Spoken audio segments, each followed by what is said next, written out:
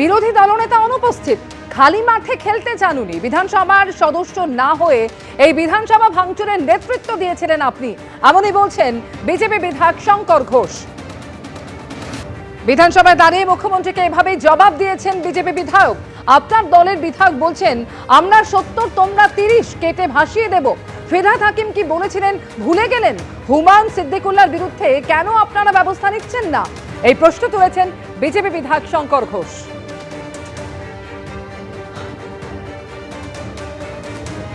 এই মুহূর্তে আমাদের সঙ্গে টেলিফোনে রয়েছেন প্রতিনিধি উজ্জ্বল মুখোপাধ্যায়। উজ্জ্বল, আজকে বিরোধীদের উদ্দেশ্যে মুখ্যমন্ত্রীর মন্তব্য এবং তার পাল্টা জবাবে বিজেপি বিধায়ক শঙ্কর ঘোষ কি বলেন, একেবারে বিস্তারিত জানাও আমাদের।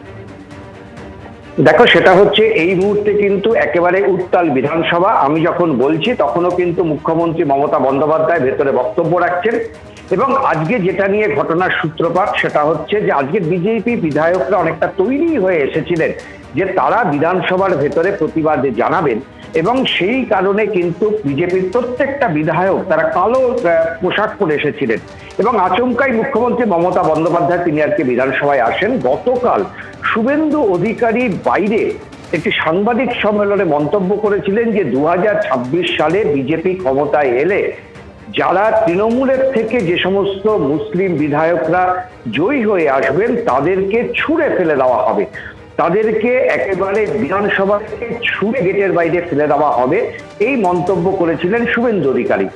একে কেন্দ্র করেই কিন্তু আজকে সকাল থেকে উত্তাপ ছড়ায় বিধানসভায় এবং যেটা দেখা যায় যে কোশ্চেন আওয়ার শেষ হওয়ার পর তৃণমূল কংগ্রেসের তরফে একাধিক বক্তা তারা কিন্তু বলতে শুরু করেন যে শুভেন্দু অধিকারীর এই ধরনের মন্তব্য এটা কিছুতেই মেনে নেওয়া যায় না, তার বিরুদ্ধে শাস্তিমূলক ব্যবস্থা নিতে হবে। মূলত গোলাম রাব্বানি যিনি মন্ত্রী তিনি বলেন যে শুভেন্দু অধিকারী যে মন্তব্য করেছেন সেটা একেবারে ভারতবর্ষের যে সংবিধান বিরোধী মন্তব্য, তার বিরুদ্ধে কঠোর ব্যবস্থা গ্রহণ করা হোক।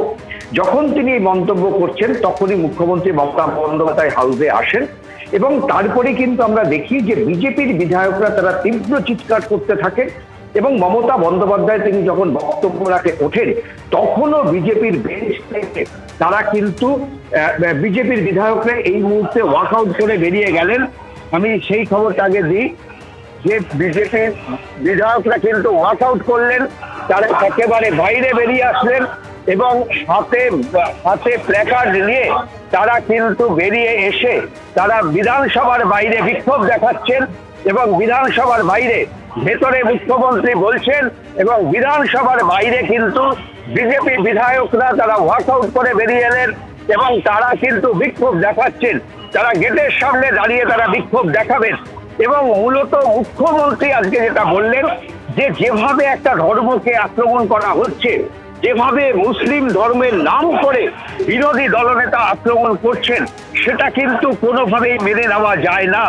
বিরোধী দলনেতা তিনি এখন সাসপেন্ডেড, কিন্তু বাইরে দাঁড়িয়ে তিনি যখন কোনো মন্তব্য করেন সেটাকে কিন্তু অবশ্যই বিরোধী দলনেতার মন্তব্য হিসাবে ধরতে হবে, কারণ মুখ্যমন্ত্রী হিসাবে আমি যদি বাইরে কোনো মন্তব্য করি সেটা কিন্তু মুখ্যমন্ত্রীর মন্তব্য হিসাবেই আপনারা কটাক্ষ করেন, তাহলে বিরোধী দলনেতার মন্তব্য কেন এই ধরনের মন্তব্য হবে না?